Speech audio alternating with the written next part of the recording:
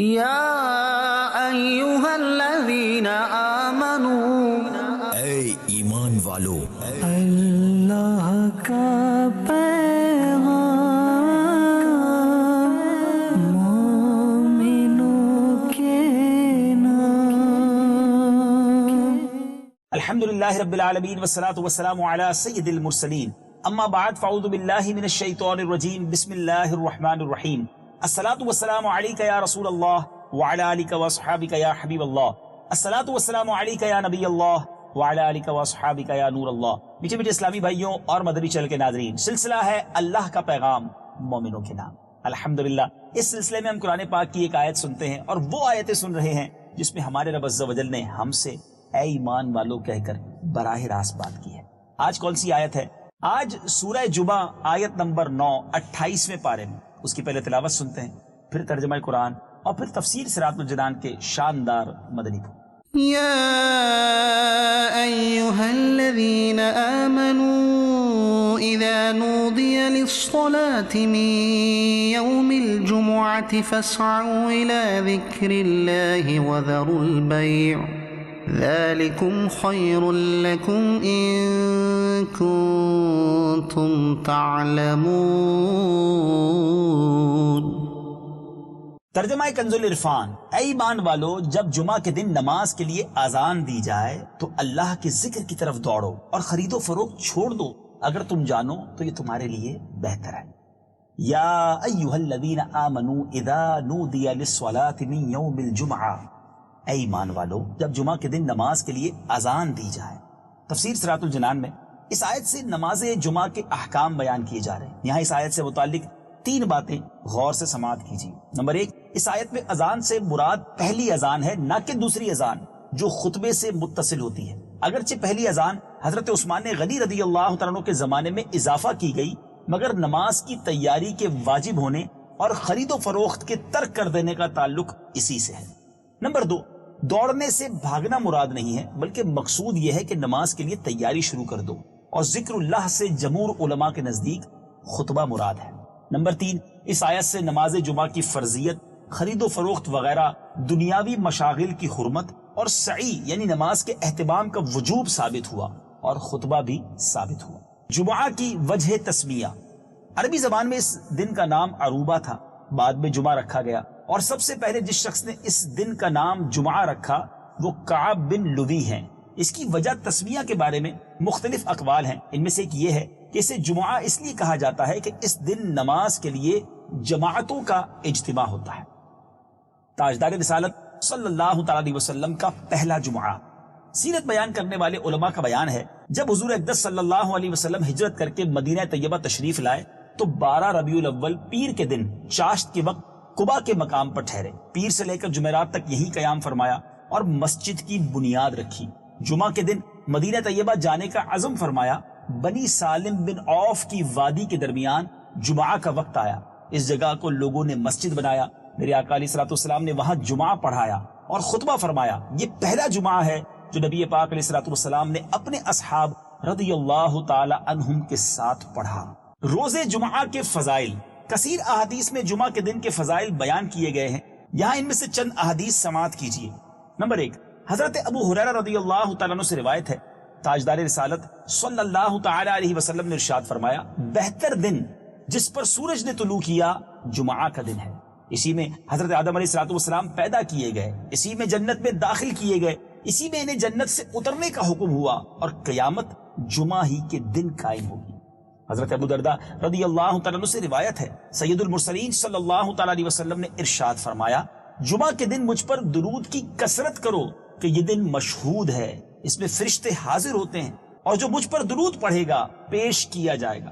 حضرت ابو درداء رضی اللہ تعالیٰ عنہ کہتے ہیں کہ میں نے عرض کی، آپ کے دنیا سے پردہ فرمانے کے بعد بھی، وصال فرمانے کے بعد ارشاد فرمایا، بے شک اللہ تعالیٰ نے زمین پر انبیاء کرام علیہ السلام کے جسم کھانا حرام کر دیا ہے، اللہ تعالیٰ کا نبی زندہ ہے، روزی دیا جاتا ہے۔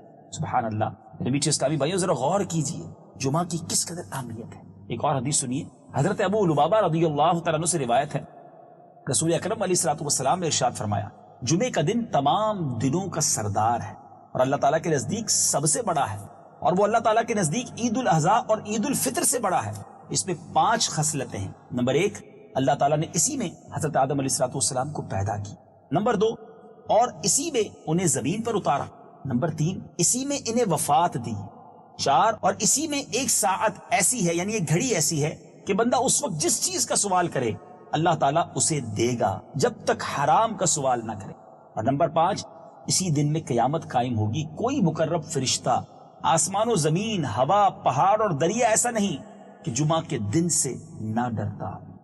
جمعہ کے دن دعا قبول ہونے کی گھڑی۔ جمعہ کے دن ایک گھڑی ایسی ہے جس میں اللہ تعالیٰ خاص طور پر دعا قبول فرماتا ہے، جیسا کہ ابھی آپ نے حدیث میں بھی سنا۔ حضرت ابو ہریرہ رضی اللہ تعالیٰ عنہ سے روایت ہے کہ تاجدار رسالت صلی اللہ تعالیٰ علیہ وسلم نے جمعہ کے دن کا ذکر کرتے ہوئے ارشاد فرمایا، اس میں ایک ساعت ہے جو مسلمان بندہ اسے پائے اور وہ کھڑا ہو کر نماز پڑھ رہا ہو تو اللہ تعالیٰ سے جو چیز مانگے گا وہی عطا فرما دی جائے گی۔ اور ہاتھ کے اشارے سے بتایا کہ وقت بہت تھوڑا ہے۔ یاد رہے کہ وہ کون سا وقت ہے، اس بارے میں روایتیں بہت ہیں، ان میں سے 2 قوی قول کون سے ہیں۔ نمبر 1، وہ وقت امام کے خطبے کے لیے بیٹھنے سے نماز ختم تک ہے، اور دوسرا وہ جمعے کی آخری ساعت ہے۔ سبحان اللہ۔ اس کا مطلب جمعہ کے دن خوب دعائیں کرنی چاہیے اور خوب عبادات کرنی چاہیے۔ نماز جمعہ کے 2 فضائل۔ احادیث میں جمعہ کی نماز کے بہت سے فضائل بیان کیے گئے ہیں، آج 2 فضائل آپ سماعت کیجیے۔ نمبر 1، حضرت ابو ہریرہ رضی اللہ عنہ سے روایت ہے، حضور اقدس علیہ الصلوۃ والسلام نے ارشاد فرمایا، جس نے اچھی طرح وضو کیا پھر جمعہ کو آیا اور خطبہ سنا اور چپ رہا، اس کے لیے ان گناہوں کی مغفرت ہو جائے گی جو اس جمعہ اور دوسرے جمعہ کے درمیان ہوئے، اور ان کے علاوہ مزید 3 دن کے گناہ بخش دیے جائیں گے۔ اور جس نے کنکری چھوئی اس نے لغو کیا، یعنی خطبہ سننے کی حالت میں اتنا کام بھی لغو میں شامل ہے کہ کنکری پڑی ہو اسے ہٹا دے۔ بالکل فوکس کے ساتھ، توجہ کے ساتھ خطبہ سننا چاہیے۔ نمبر 2، حضرت ابو سعید رضی اللہ تعالیٰ سے روایت ہے کہ رسول کریم علیہ الصلوۃ والسلام نے ارشاد فرمایا، 5 چیزیں جو ایک دن میں کرے گا اللہ تعالیٰ اس کو جنتی لکھ دے گا۔ غور سے سنیے۔ نمبر 1، جو مریض کو پوچھنے جائے، عیادت کرے مریض کی۔ نمبر 2، جنازے میں حاضر ہو۔ نمبر 3، روزہ رکھے۔ نمبر 4، جمعہ کو جائے۔ نمبر 5، اور غلام آزاد کرے۔ تو یہ 5 کام ہو سکے تو ایک دن میں کر لیں۔ یہاں ایک اور حدیث پاک بھی تفسیر صراط الجنان میں تو نہیں ہے، لیکن جس میں یہاں غلام آزاد تو ہم نہیں کر سکتے آج کے دور میں، لیکن نکاح میں شرکت کرنے والا اگر 5 کاموں کو کر لے، غلام آزاد کرنے کی جگہ ایک روایت میں نکاح میں شرکت کرنا بھی ملتا ہے۔ تو اس کا مطلب یہ کام ہو تو جمعہ کو سکتے ہیں کہ جمعہ کی نماز پڑھے، روزہ رکھ لے، مریض کی عیادت کو جائے، جنازے میں شرکت کرے اور نکاح میں شرکت کرے۔